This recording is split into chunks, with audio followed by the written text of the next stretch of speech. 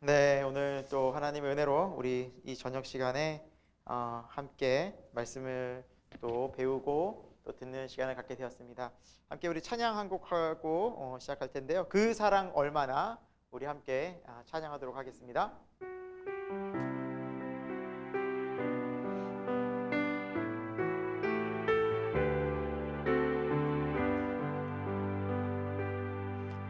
다 표현 못해도 나 표현하리라. 다 고백 못해도 나 고백하리라.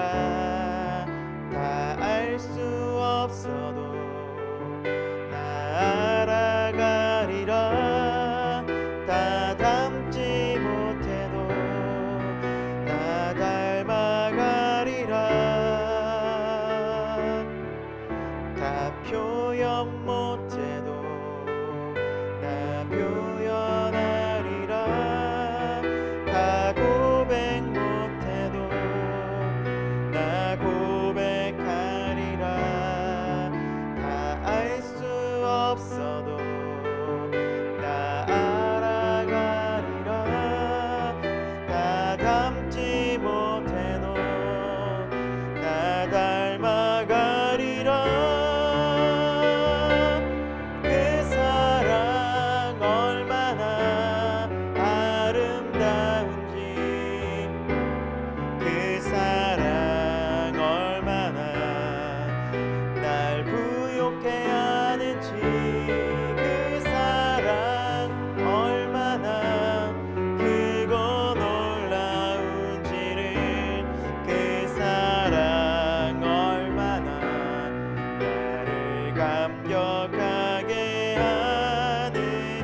다시 한번 처음부터 부를까요? 다 표현 못해도 다 표현 못해도 나 표현하리라. 다 고백 못해도 나 고백하리라. 다 알 수 없어도 나 알아가리라. 다 담지 못해도 닮아가리라. 다 표현 못해도 다 표현 못해도 나 표현하리라. 다 고백 못해도 나 고백하리라. 다 알 수 없어도 나 알아가리라. 다 담지 못해도 나 닮아가리라. 그 사랑 얼마나 아름다운지, 그 사랑 얼마나 나를 부욕해 하는지, 그 사랑 얼마나 크고 놀라운지를, 그 사랑 얼마나 나를 감격하게 하는, 그 사랑 얼마나, 그 사랑 얼마나 아름다운지, 그 사랑 얼마나 나를 부욕해 하는지, 그 사랑 얼마나 크고 놀라운지를, 그 사랑 얼마나 나를 감격하게 하는지. 함께 기도하겠습니다. 하나님 아버지, 오늘도 우리를 하나님의 사랑 가운데 하루 종일 지켜주셨다가 이 말씀의 자리, 은혜의 자리에 불러주시니 참 감사함을 드립니다. 오늘 이 저녁 시간에도 하나님의 말씀을 통해서 하나님이 우리를 얼마나 사랑하시는지를 깊이 알고 깨닫고 믿음으로 고백하는 거룩한 시간들이 되게 하여 주옵소서. 많이 피곤하고 지칠 수도 있지만 다시 한번 하나님의 말씀 속에서, 하나님의 사랑 속에서 우리가 다시 한번 힘과 용기와 소망과 믿음을 회복할 수 있는 복된 시간들이 되게 하여 주옵소서. 예수 그리스도 이름으로 기도드립니다. 아멘. 네, 오늘은 데살로니가 전서를 함께 우리가 성경을 함께 좀 살펴보려고 합니다. 그래서 데살로니가 한번 전후서 같이 가능하면 함께 보려고 하는데, 자, 우리 데살로니가 전서는 그 바울 서신 중에서 제일 먼저 쓰여진 서신이라고 말씀을 드렸지 않습니까? 그렇죠? 네, 데살로니가.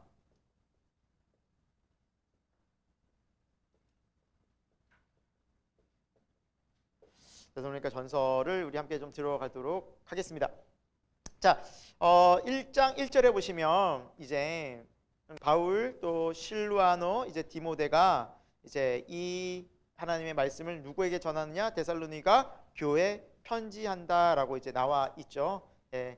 그리고 누가 쓰고 또 이 말씀을 듣는 대상이 누구인가라고 이렇게 나와 있고요. 그리고 이제 데살로니가 이 교인들에 대한 이제 모습이 2절부터 쭉 나오는데, 여러분 이제 밑줄을 치신 분들은 보시면서 아시겠지만 굉장히 아주 그냥 귀한 믿음의 교회였던 것 같아요. 2절, 3절 보니까 이 교회는 믿음의 역사, 사랑의 수고, 소망의 인내가 아주 그냥 풍성한 교회였다라고 말씀하고 있죠. 그리고 이 교회의 성도들을 하나님께서 이미 택하시고 5절에 이 복음이 말로만 이른 것이 아니라 능력과 성령과 큰 확신으로 증거된 교회다라고 말씀하고 있어요. 그러니까 여러분, 우리가 정말 하나님의 말씀을 듣지 않습니까? 그렇죠? 말로 전달이 되잖아요. 그리고 우리가 말씀을 들을 때도 말로 배우잖아요. 근데 그 말에서 그치는 것이 아니라 큰 능력을 경험한 거예요. 하나님의 크신 능력. 그리고 성령을 그곳에서 체험한 거예요. 사람들이. 성령. 그리고 끝으로 확신. 구원의 확신. 하나님께서 나를 진짜 구원하셨구나라는, 누가 뭐라고 해도, 내 목에 칼이 들어와도, 내가 죽음의 순간에 순교할지라도 주님이 나를 사랑하시고 구원하신 것에는 변함이 없구나라는 믿음의 큰 확신, 하나님에 대한 확신, 이것을 가진 교회니까 여러분 얼마나 능력이 있었겠습니까? 얼마나 힘이 있었겠습니까? 교회가. 그러니까 그런 것들이 믿음의 역사, 또 사랑의 수고, 섬김, 그리고 소망의 인내 가운데 이런 표현들이 나타난 거겠죠. 그리고 6절에 보니까 많은 환난 가운데서 뭐가 있었어요? 성령의 기쁨. 네, 성령의 기쁨. 인간적인 기쁨이 아니라, 잠깐의 기쁨이 아니라 성령이 내면에서 주시는 기쁨. 그러니까 세상이 감당치 못할 기쁨이 있었다는 것이죠. 어떤 상황 속에서? 많은 환난 중에서. 참, 그러니까 이 교회가 마게도니아 지역, 실제로 보니까 아가야에 있는 그 지역의 여러 지역에 어떤 것이 되었어요? 믿음의 본이 되었어요. 야, 소문이 듣자니 이 데살로니가 교회는 이렇게 성령의 능력도 충만하고 사랑이 충만하고 환난 중이었지만 그들이 막 기쁨으로 예배드리고 기쁨으로 전도하는 그런 교회가 있다고 하더라라고 이야기가 많이, 소문이 돌던 교회가 이 데살로니가 교회였다라는 것입니다. 정말 또 어떤 일들이 있었습니까?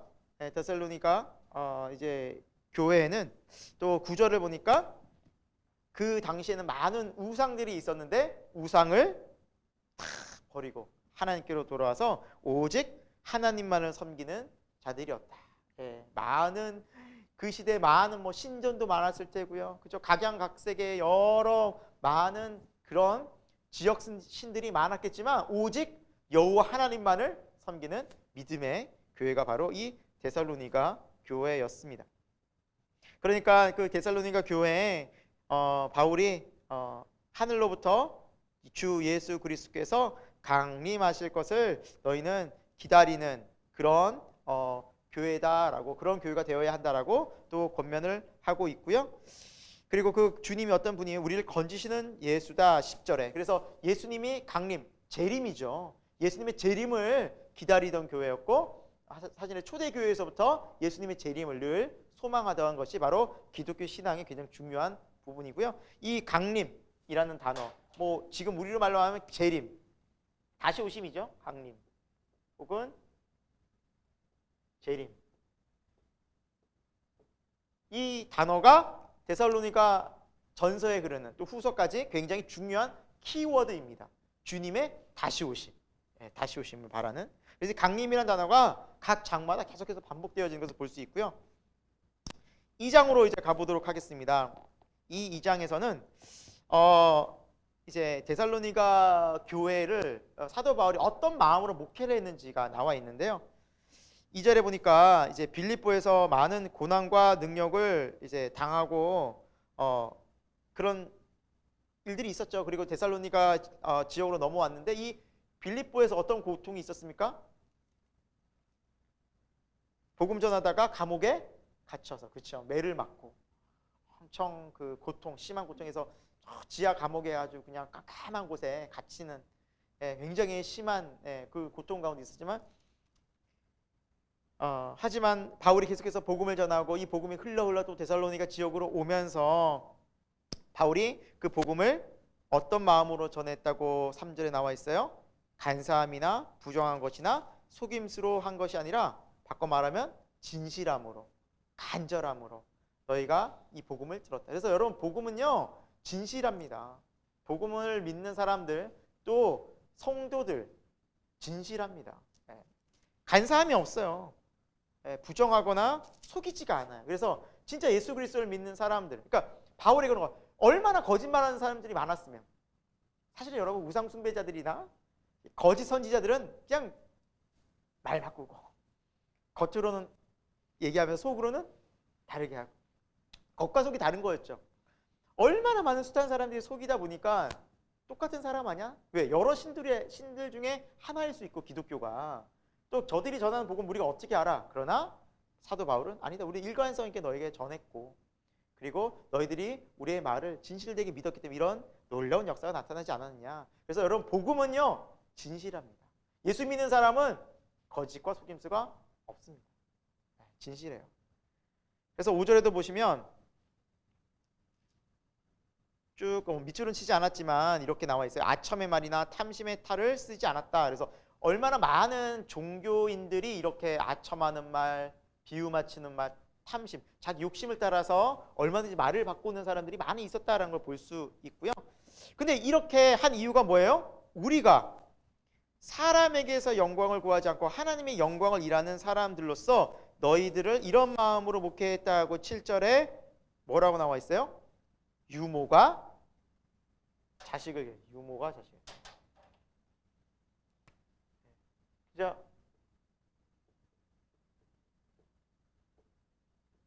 모성. 어머니 모성의 마음. 그러니까 자녀를 진심으로 아끼고 기르는 그 모성의 마음으로 내가 너희 교회를 돌아봤다는 거예요. 힘들고 어려운 너희들을. 그래서 8절에도 보면은 뭘까지도 이렇게 주기를 기뻐했어요? 내 목숨까지도. 그래서 사랑하는 교회를 위해서 얼마나 바울과 그 정말 함께한 동역자들이 정말 교회를 사랑하고 헌신했는지가 이제 나오죠. 진심이었다는 거죠. 진심. 그러니까 아까 우리는 속임이나 거짓이 없다. 우리는 진짜 진심으로 너희를 다했다. 애를 썼다. 그리고 9절에는 어떤 표현이 나와 있어요? 밤낮으로 일하면서 복음을 전했다. 그래서 이곳에서 자비량으로 묶여요. 자비량. 그래서 바울의 직업 중에 직업이 이제 텐트 만드는 사람이라고 하잖아요. 천막 만드는 사람, 천막 치는 사람. 그래서 천막을 만들면서 낮에는 일하고 또 저녁 시간이 되면 이제 사람들 모아서 교회에서 말씀 전하고. 왜요? 그들에게 폐를 끼치지 않기 위해서 했다라는 거죠. 그들이 힘들게 하죠. 왜? 힘들었거든요. 사람들이 다 삶이 하루하루, 그러니까 하루 먹고 하루 살고, 그러니까 그들도 삶이 너무 척박하니까 사도 바울이나 많은 동역자들이 그들에게 또 손을 벌리면 그들이 먹을 것이 줄어들잖아요. 그러니까 그렇게 폐를 끼치지 않기 위해서 사도 바울은 사랑하는 마음으로 최선을 다하여 복음도 전하고 일도 했다는 것이죠. 또 어떤 마음으로 했습니까? 아버지, 이렇게 어머니 나왔으니까 아버지 나와야죠. 아버지들이지. 그래서 여러분, 그 어머니의 마음이 품는 마음이라면 아버지라고 하면 어떤 마음이 있겠어요? 11절에 보니까 권면하고 위로하고 경계. 경계는 뭐예요? 때론 이러면 왜 되겠어? 어떻게 되겠어? 하면서 예, 그럼 안 돼! 하면서 이제 혼도 낼 줄 아는. 그러나 아비의 마음으로 따끔하게 혼도 내고 권면도 하고 그런 마음으로 이제 했다라고 이제 그렇게 정말 쉽게 얘기하면 이 데살로니가 교회가 몇 주 있었어요? 3주 있었어요. 근데 더 있기를 원했지만 유대인들이 가만히 안 있었다 그랬죠. 막 핍박하고 막 죽이려고 달려드니까 거기에 더 큰 어떤 혼란이 있을 것 같아서 사도 바울이 옮겼을 뿐이지 마음 같아서는 이렇게 막 사랑이 넘치고 뭐 몇 주 안 했는데 막 은혜 넘치면 목회자들 신나죠. 계속 있고 싶어 하죠. 있고 싶어 하죠. 그래서 저희들도 계속 있고 싶어요, 계속 여러분. 그래서 여러분 잘 따르셔서 있고 싶어요, 계속. 그래서 이렇게 열심히 있는 교회에 목회자들이 얼마나 신나겠어요. 근데 안타깝게도 3주 있어요. 3주면 여러분 얼마나 짧은 시간입니까? 한 달도 안 된다는 거예요. 근데 이렇게 정성을 다한 교회가 데살로니가 교회였어요. 그만큼 또 성도들이 어떻게 했겠습니까? 섬기고 충성되게 막 따랐다는 것이죠. 신나게 기쁨으로. 그런 교회가 데살로니가 교회였어요. 되게 좀 아름답고 막 정말 멋진 교회일 것 같지 않아요? 우리가 비록 보지는 못했지만 이 말씀만 들어봐도 그렇게 하나님의 은혜와 영광이 넘치는 교회였습니다. 자, 이 교회의 특징이 나와 있어요. 13절에. 자, 하나님께 감사한 것은 뭐냐? 우리가 말씀을 전할 때 너희가 우리의 이 말을 사람의 말로 받지 아니하고 누구의 말로 받았어요? 하나님. 이게 너무 중요해요, 여러분. 사도 바울의 입을 통해서 나오는 그 말을 바울이 전한 거야 라는 게 아니라 바울의 입을 통해서 하나님이 내게 말씀하시는 거야 라는 거예요. 그래서 설교를 들을 때나 우리가 예배 시간에 이런 마음으로 듣는 게 굉장히 중요해요. 목회자들의 입을 통해서 말씀이 증거되지만 진짜 이제 믿음으로 역사가 일어나는 사람들은 이 말을 누구의 말로 들어요? 하나님이 오늘, 하나님이 이때 내게 주시는 메시지구나. 그때 능력이 나타나는 거예요. 들으시기 바랍니다. 이렇게. 우리 새생명교회가 또 이 방송을 듣고 있는 또 다른 교회 다니시는 모든 분들이 하나님의 또 세우신 그 목회자들을 통해서 전달된 말씀을 사람의 말이 아닌 하나님의 말씀으로 듣는 은혜가 있길 축원드립니다.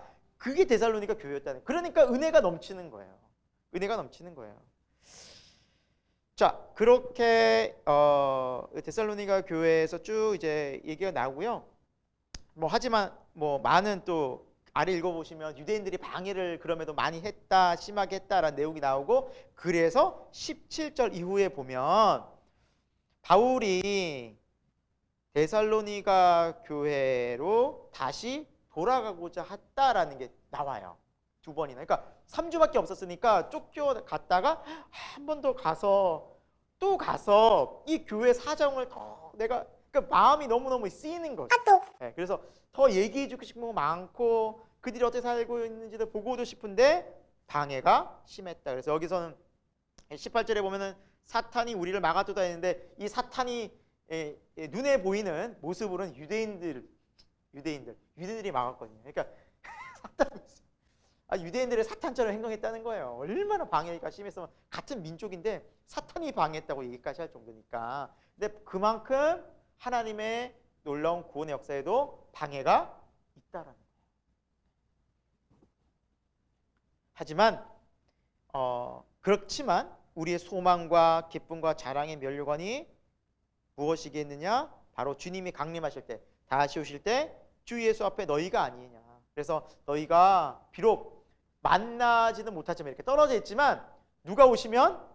주 예수님이 오시면 우리 만날 거야. 그래서 초대 교회에 이때까지만 해도 바울이라든지 주님의 제자들이 갖고 있었던 종말론 사상을 혹시 들어보셨을지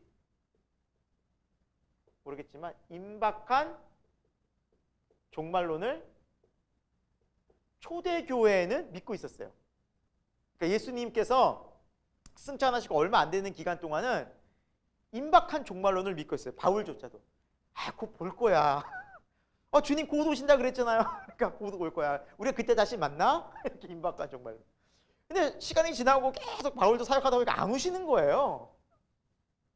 베드로나 사도도 왜 뭔 일이지? 그래서 깨달은 거예요. 아, 하나님의 시간은 우리의 시간과 다르구나. 그래서 사도 그 베드로가 뭐라 말해요? 주께는 하루가 1000년 같고 1000년이 하루 같다는 사실을 잊지 마라 하면서 그 이후로 나오는 이 종말론이 뭐야? 지연된 종말론. 그래서 성경이 이쪽으로 또 흘러요.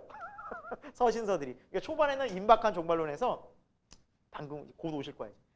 시간이 야 우리가 잘못 이해했네. 하나님의 시간과 우리 시간이 다르네. 해서 지연된 종말론. 지연됐는데 언제까지 지연돼요? 지금도 지연되고 있어요. 지금까지도 우리 지연될 수 있어요. 지연돼요. 아직까지. 예. 그분들이 이 정도까지는 몰랐겠다. 2000년 갈 줄은 몰랐겠지만 그러나 한편으로 생각해 보면 우리가 천국 가게 하나님이 기다려 주시는 거겠죠.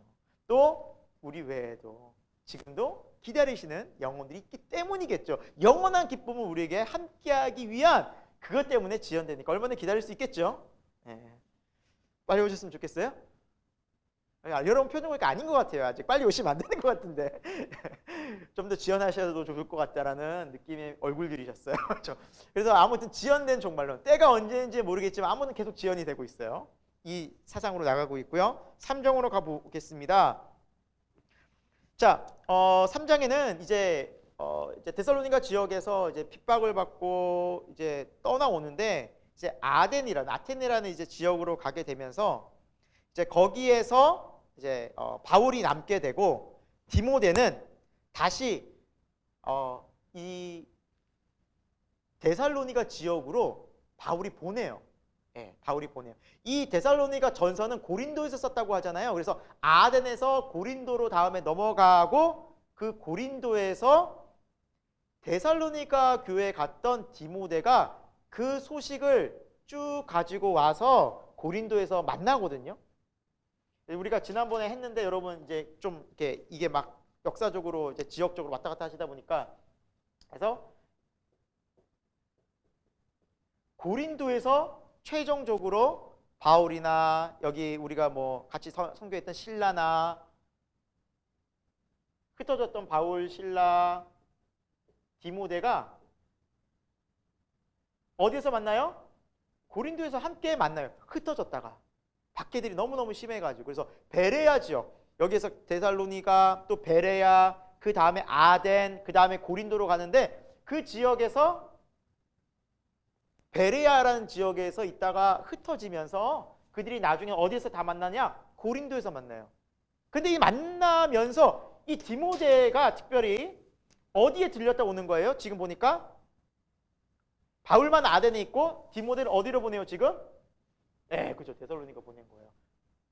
그러면서 소식을 이렇게 잘 되고 있어요. 은혜로 빨리 바울에게 전해야 되는데 하고 그 소식을 가지고 온 지역이 어디라고요?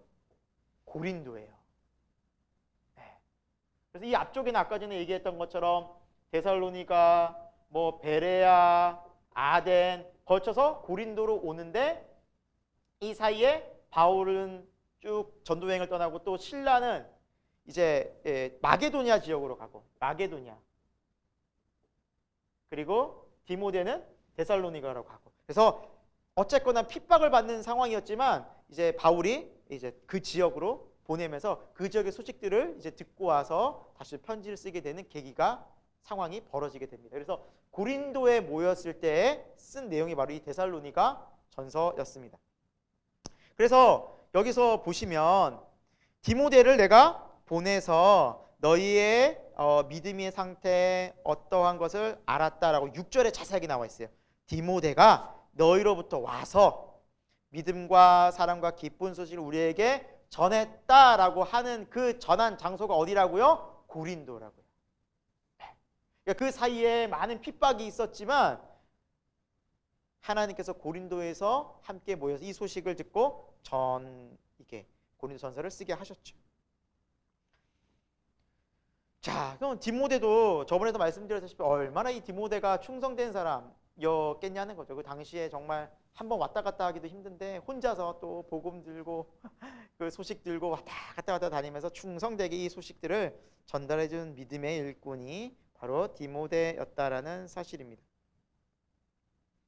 자, 그리고 바울이 이 기쁨의 소식을 들으면서 이 디모데를 통해서 들은 교회 소식을 듣고 기도를 합니다. 10절부터 주야로 심히 간구함 너희 얼굴을 보고 너희 믿음을 부족함을 내가 보충하게 하려 함이라 하면서 기도하고 있어요.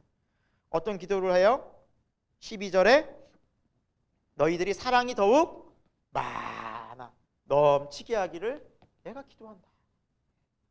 그래서 참 교회가 사랑이 충만한 것이 얼마나 중요한 것인가 라는 것을 바울은 너무나 잘 알고 있어요. 교회에 어떻게 보면 기둥과 같은 그런 역할을 하는 것이 바로 믿음도 있겠지만 사랑이 또한 너무너무 중요하다는 거죠.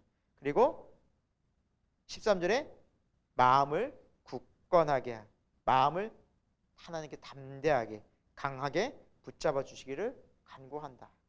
그리고 주님이 강림하실 때에 너희가 흠없는 자들이 되기를 원한다라고 이제 3장을 마무리하면서 기도로 마무리가 되고 있습니다.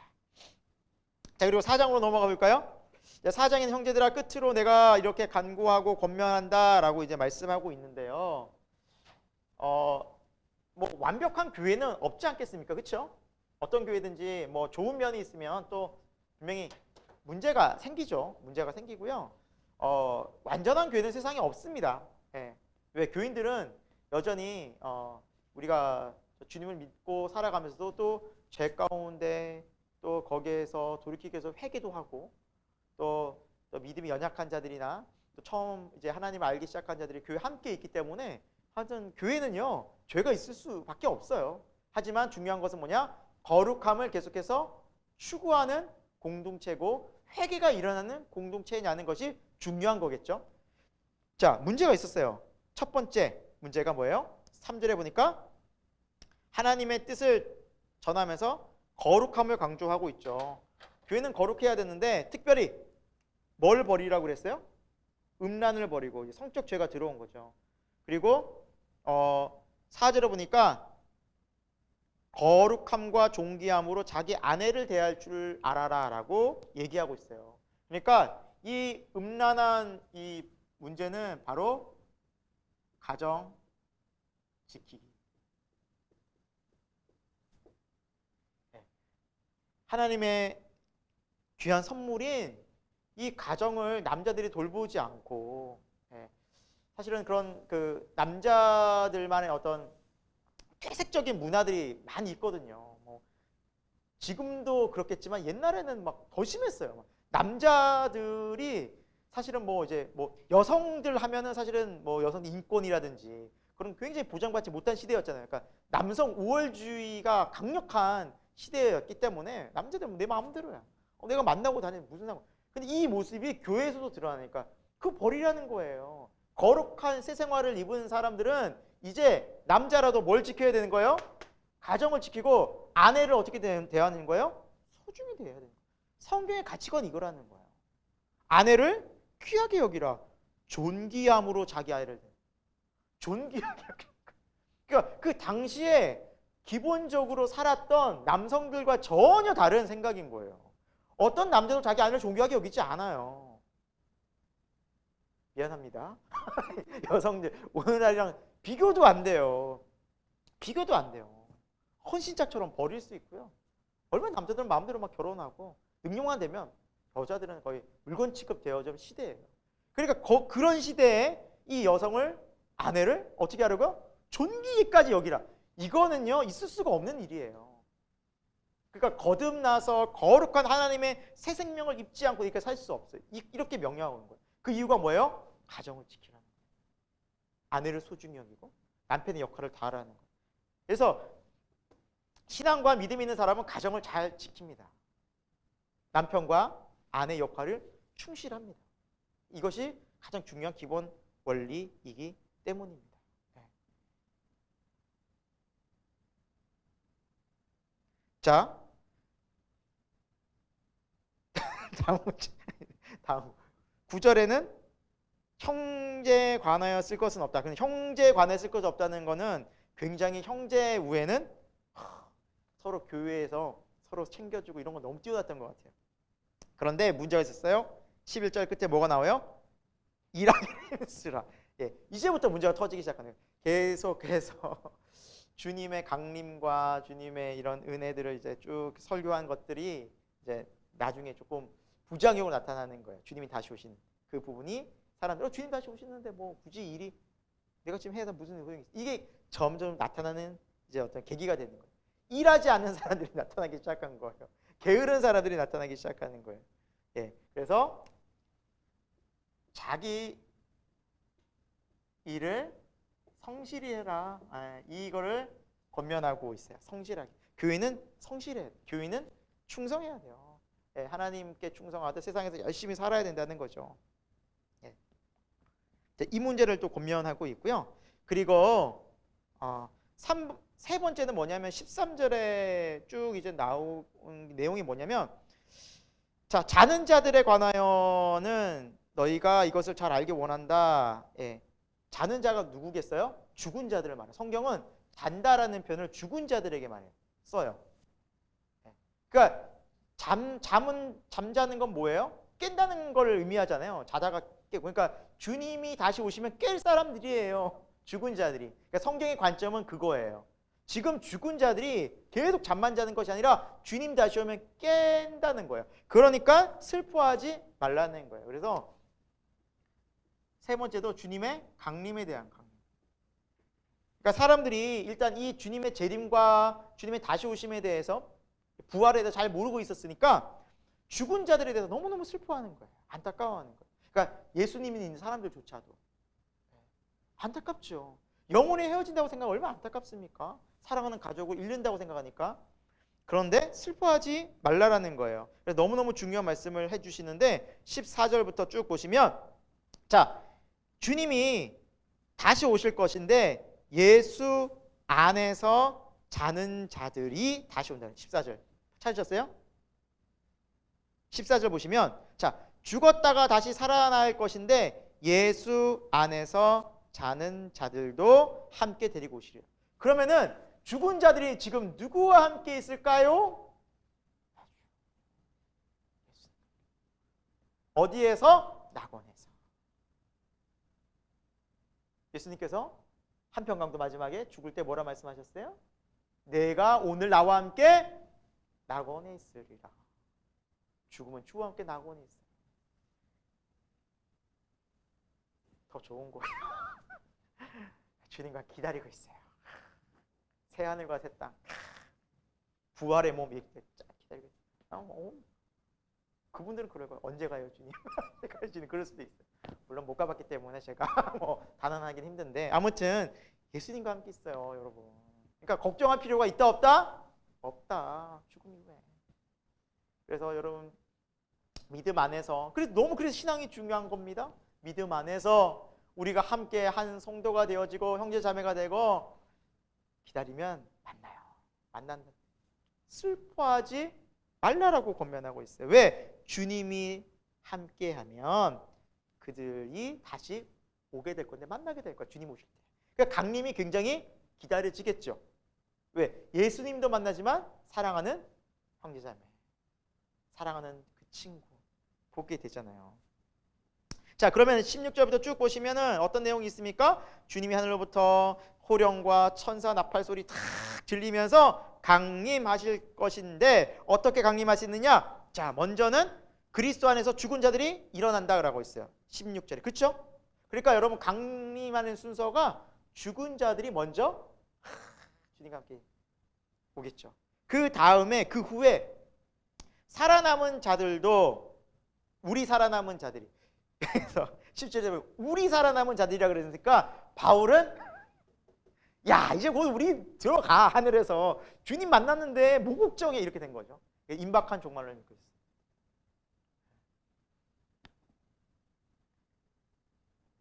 지금으로 따지면 바울도 죽은 자들과 함께 있는 거죠. 우리 시대에 있을지는 이 사건이 있을지 모르겠지만 아무튼 현재 살아있는 사람이 있다면 그 다음에 우리가 또 공중에서 주님을 어떻게 해요? 만난다는 거예요. 주님이 공중에서 천사 나팔 소리를 들고 공중에서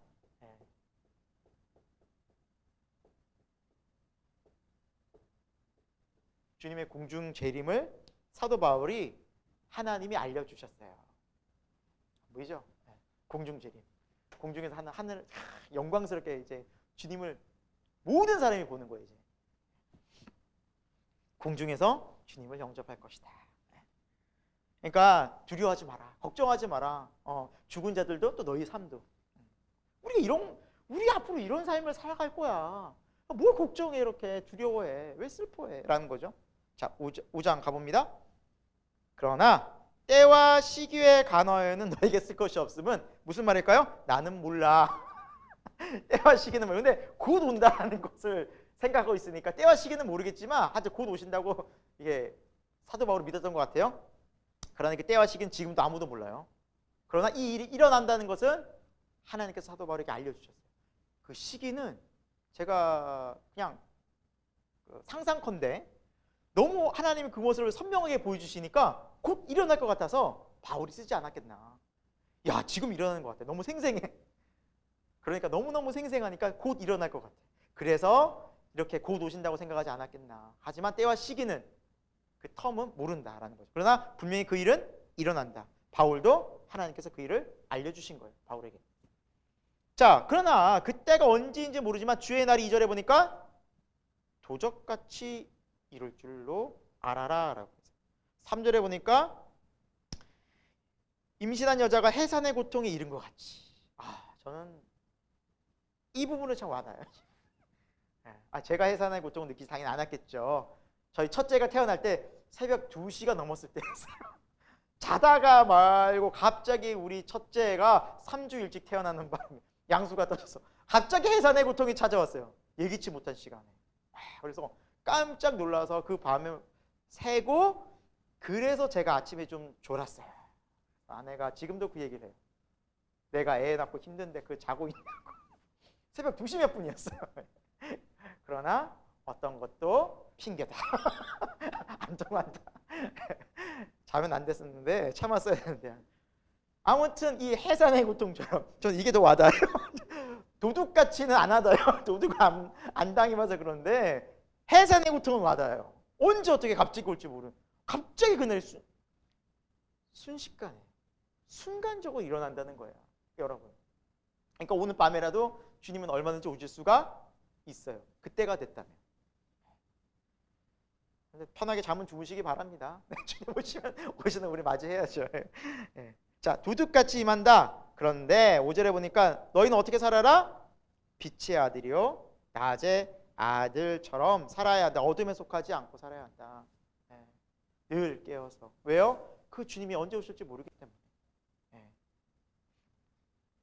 저는 그래요. 주님이 왜 그때와 시간을 우리에게 안 알려주실까 생각해 보면, 우리는 참 이게 교활해서, 또 때로는 또 이렇게 우리가 저게 이기적이라서 요때까지 그 시간을 알려준다면 그 전까지는 내 마음대로 하려고 할 것 같아요. 시간 살다가 때가 됐네. 전날에 교회 미어 터지지 않겠어요? 그러니까 우리를 너무 잘 하시는 거예요. 우리의 그 악함을 그래서 늘 깨어라. 그러니까 사람들이 그래요, 가끔씩. 죽기 전에만 예수님 믿으면 다 구원받겠네요. 맞아요. 진짜 그건 맞는 말씀이에요. 근데 내가 언제 죽을지 어떻게 아냐고요. 그러니까 인간이 그렇게 교만해요. 마음대로 살다가 죽기 전에만 딱 믿고 천국 가고 싶은데 그게 안 돼요. 몰라요. 그래서 우리는 늘 성경은 깨어있으라. 6절에도 보니까 정신을 차려 오직 깨어서 정신을 바짝 차리라는 거예요. 깨어있으라. 깨어서 기도하라고 말씀하시는 거죠. 계속해서 깨어 기도하라. 깨어 기도하라. 시대를 분별하라. 자, 8절에도 뭐라 나와 있습니까? 정신을 차리고 어떻게 해요? 믿음과 사랑에 호신경을 붙이고. 이제 호신경이라는 것은 이제 로마의 무기 중에 우리 옛날에 의의 흉배 있죠. 그 가슴을 보호하는 심장이나 폐나 이런 거, 갑옷 같은 거 있죠. 가슴에 딱 흉배. 이게 호신경이었어요. 호신경. 근데 그 호신경과 같이 중요한 부분을 보호하는 우리 심장을 보호하는 역할과 같은 것이 뭐예요? 믿음과 사랑이라는 거예요. 굉장히 중요한 믿음과 사랑, 신앙에 있어서. 그리고 구원의 소망의 투구를 쓰라. 투구는 머리를 보호하는 거잖아요. 그렇죠? 항상 우리의 생각과 우리의 머리로는 구원을 소망해요. 항상 구원을 바라보고 소망을. 그래서 우리가 나중에 구원받으면 어떻게 한다고요? 10절에 주님과 함께 살게 하려 하셨다. 그래서 여러분 구원은요 딴 게 아니에요. 뭐 구원받고 천국 가고 맞아요. 그거 맞는데 구원은요 다시 바꿔 말하면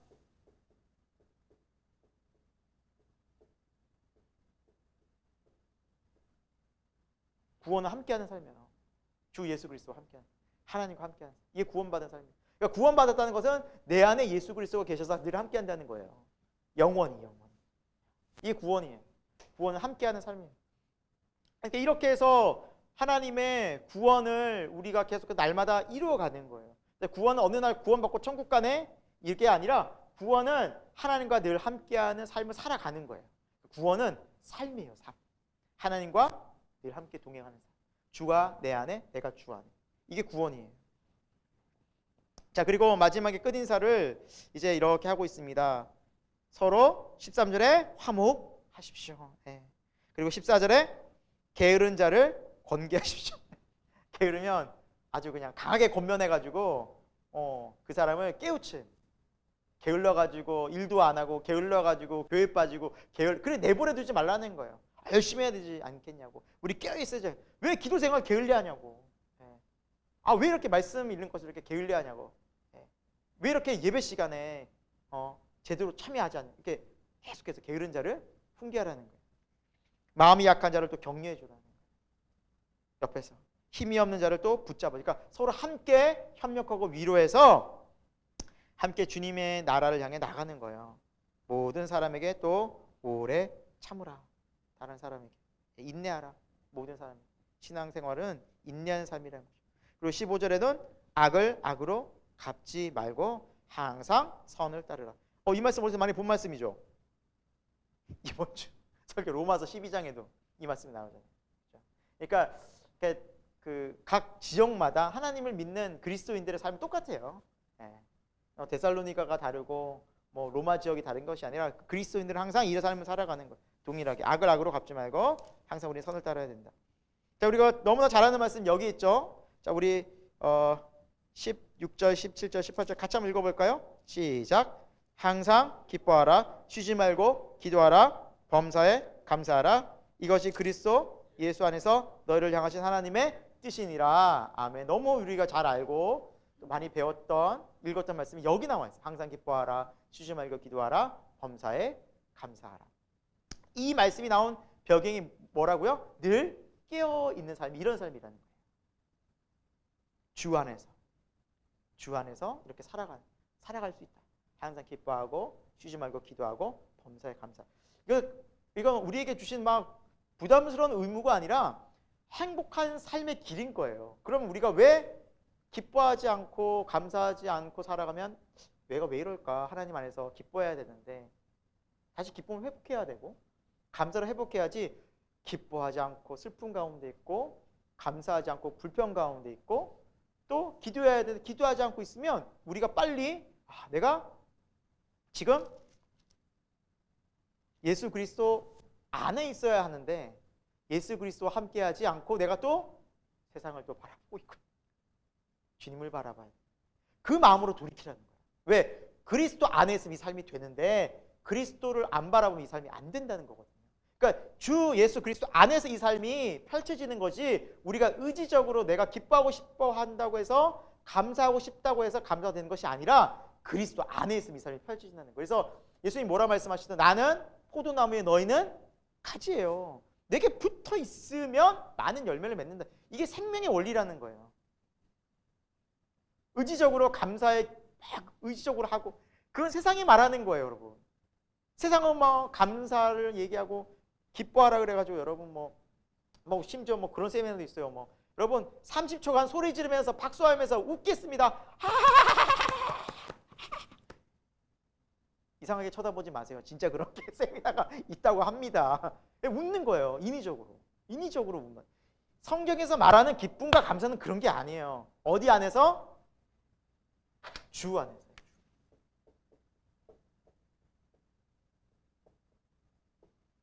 그러니까 우리가 기뻐하고 감사하고 기도하려고 하기 전에 뭘 살펴봐야 됩니까? 내 마음이 주님과 함께하고 있는가? 주님 안에 있는가? 십자가에서 내가 죽고 오늘도 살아가고 있는가? 이것을 묵상하다 보면, 기도하다 보면 기쁨과 감사가 회복돼요. 이게 순서예요. 신앙은. 주 안에서 이 일이 펼쳐지는 거지 내가 의지적으로 만들 수 있다는 게 아닙니다. 이것이 하나님의 뜻이에요. 이렇게 살 수 있다는 거예요. 그래서 이 뒷부분부터 보면은 한 절도 진짜 우리가 그냥 넘어갈 수 있는 말씀이 없어요. 19절에 뭐라 말씀하고 있어요? 성령을 소멸치 말라. 성령이 우리에게 안에 계시면 계속 말씀하시고 권면하시고 우리의 기도하시는 내가 자꾸 이렇게 주님 안에서가 아니라 내 마음대로 살다 보면은 하나님의 뜻도 무시해버리고 나중에 점점 무뎌지게 되는 거예요. 위험하게 되는 거예요. 하나님 말씀하실 때 성령님이 내게 음성 들릴 때 이거를 순종하고 민감히 반응해야 된다는 거예요. 또 그리고 예언을 멸시치 말고. 우리 예언은 말씀을 배웠잖아요. 하나님 말씀을 맡은 자가 누군가가 전할 때 무시하면 안 돼요. 저 내게 주신 권면이구나. 내가 똑바로 살지 않기 때문에 하나님 내게 주신 말씀이구나. 혹은 목회자를 통해서 혹은 믿음의 지인을 통해서 내게 딱 권면할 때 멸시하지 말라는 거예요. 무시하지 말라는 거예요. 그거를 잘 들으라는 거예요. 예언을 멸시치 말고 범사에 좋은 것을 항상 취하고 하나님의 뜻을 취하려고 노력하고. 선택이죠, 여러분. 선택이죠. 그러니까 선택도 잘하라는 거예요. 범사에. 헤아린다는 건 뭐예요? 헤아린다는 것은 잘 판단한다는 뜻입니다.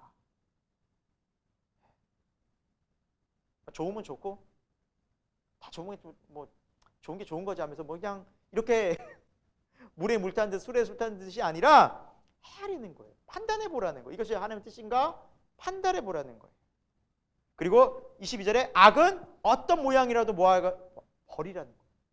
왜? 그 악의 모습만 가지고 있어서도 죄가 틈탈 수 있고요. 내가 죄로 이렇게 스며들게 되는 시초가 될 수 있어요. 그 문이 열리는 계기가 될 수 있다는 거죠. 자, 그리고 그래서 우리의 삶이 평강의 하나님이 우리의 영과 혼과 몸을 흠없게 보존하시기를 원한다. 우리의 모든 삶을, 전인격을 그렇게 하나님이 보존하시기 원한다. 우리가 너무나도 그리스도 안에서 소중한 지체이기 때문이다라는 겁니다. 그래서 26절에 마지막으로 끝 인사를 하죠. 거룩한 입맞춤으로 서로서로 형제를 문안하고 정말 돌아보고 관심 있게 격려하고. 그리고 이 편지를 모든 형제에 읽어줘. 그러니까 이 편지, 이 말씀을 모든 사람에게 전해라. 가르쳐라. 말씀을 듣게 해라. 가르쳐. 왜? 말씀을 들을 때 하나님의 뜻이 분명해지고 잘못된 죄의 생각들이 끊어지게 되기 때문에. 그래야 주님의 재림일 때까지 우리가 깨어서 신앙생활할 수 있기 때문입니다. 여러분, 여기에서 좀 마지막으로 좀 살펴볼 수 있는 것이, 살펴볼 내용이 뭐냐면 23절에 너희의 온 영과 몸과 혼이라는 우리를 지칭하는 이 부분에 대해서 좀 마지막으로 살펴보고 오늘 전체적인 데살로니가의 전서의 말씀을 좀 마무리하겠습니다. 여러분, 성경이 우리 인간을 이야기할 때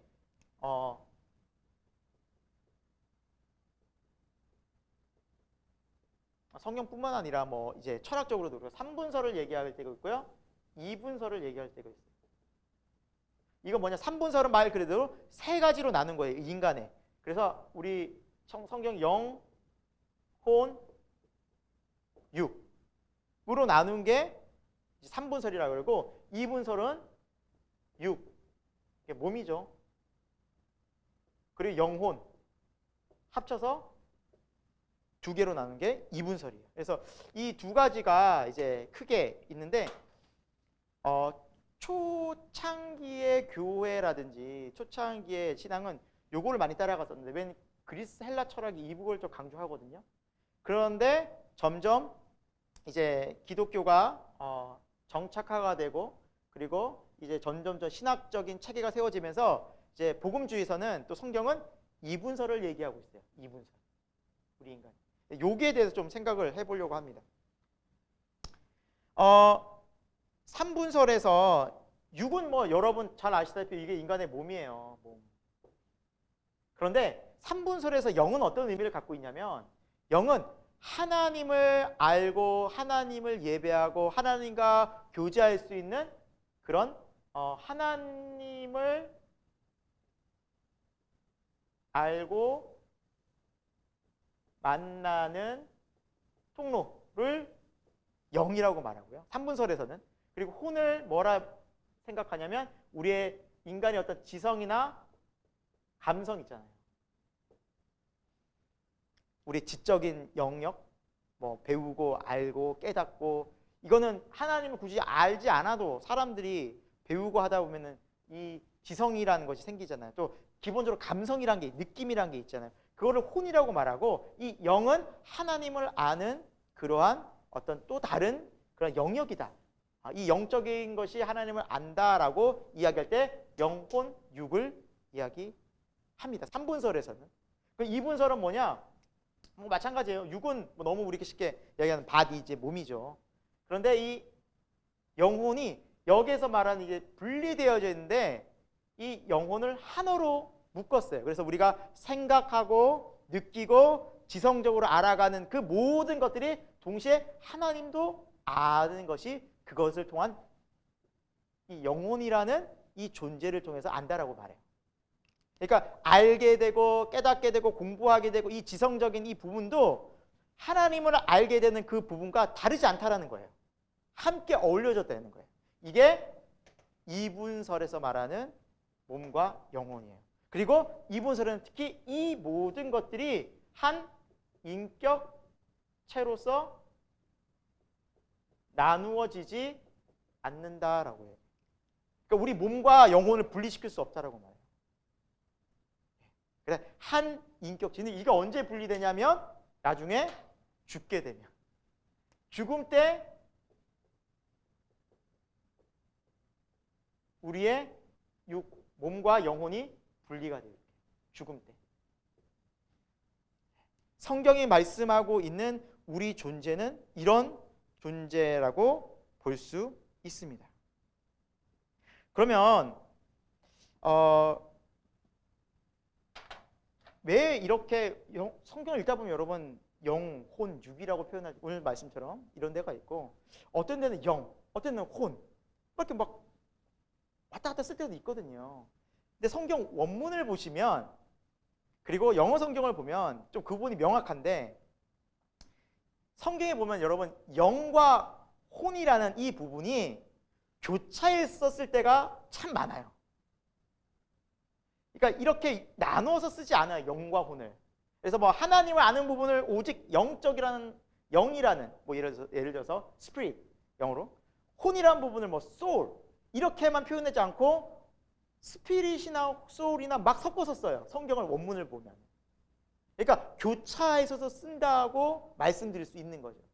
제가 혹시 여러분들이 뭐 정말 그래요 하고 이거 굉장히 또 궁금해하시는 분들이 있을 수 있기 때문에 제가 관련 그 요절만 어디에 있는지 거기만 좀 알려드릴게요. 혹시 관심이 있으신 분은 찾아보시면 돼요.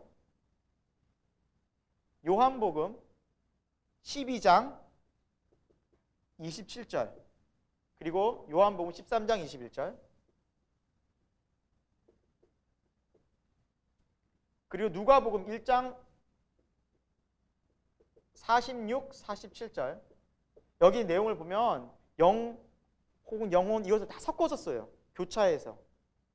그 다음 히브리서 굉장히 많은데 제가 이제 몇 군데만 뽑아왔거든요. 히브리서 12장 23절, 계시록 20장 4절. 혹시 정말 궁금하신 분들은 직접 좀 찾아보시면 여기 좀 나와 있고요. 그러면은 성경이 왜 이렇게 3분설을 지지하지 않고 2분설을 지지하느냐? 3분설을 이야기하시는 분들의 가장 큰 근거는 오늘 23절이에요. 너희가 영, 혼, 몸으로 되어 있다고 성경이 말하지 않느냐라고 얘기해요. 이 근거를 가지고 우리의 몸이 3분설이라고 얘기를 한다는 거죠. 그러나 이건 좀 큰 오해 해석의 소지가 있다라는 거예요. 왜냐하면 여러분 마가복음 12장 30절 한번 좀 찾아보시겠어요? 성경책 갖고 계시니까 앞쪽에 마지막으로 한번 힘들겠지만 한번 손을 넘겨서 마가복음 12장 30절 찾아볼게요.